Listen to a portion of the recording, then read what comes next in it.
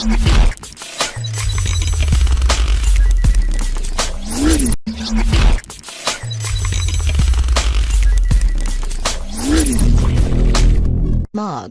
Madikizela, Winnie's granny didn't want her to marry Mandela. MaGigaba Madikizela said Winnie's grandmother was worried about her marrying a man who was always on the run from the apartheid security police. One of the late Winnie Madikizela-Mandela's relatives, Nomasonto MaGigaba Madikizela, told mourners who came in their thousands to remember the life and times of the late freedom fighter at Orlando Stadium in Soweto that her grandmother initially did not want her getting married to Nelson Mandela. "Let me touch on how we gave her to Madiba in 1958, we trusted the person who was going to marry her, she was beautiful." On the day of the wedding, her grandmother, Sane, said to Winnie's mother, "How did you let her get married with someone who comes from the Malayvini, strange places?" What she meant is that this son-in-law was running away from the police.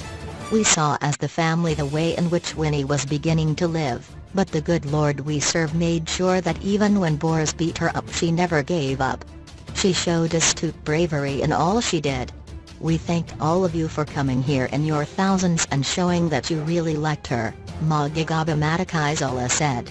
She said Winnie's earlier political awareness was ignited by her father, the late C.K. Madikizela, whom she described as a politician. She said while attending Bongwini School, Winnie assumed leadership positions in most activities, particularly physical training.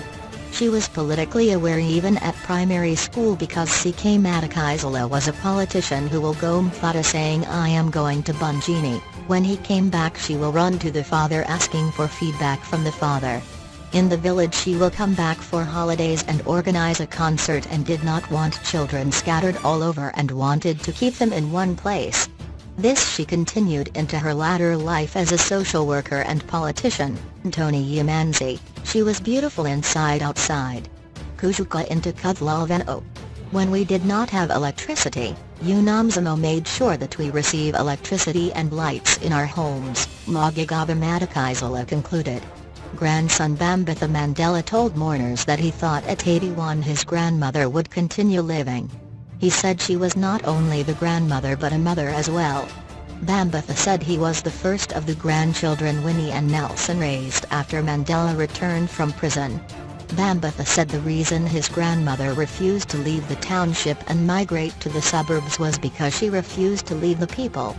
"Darling, I don't think I will be able to sleep, and if I do I don't want to wake up next to my enemies." Bambatha said this was Winnie's response to their invitation to their home in the suburbs.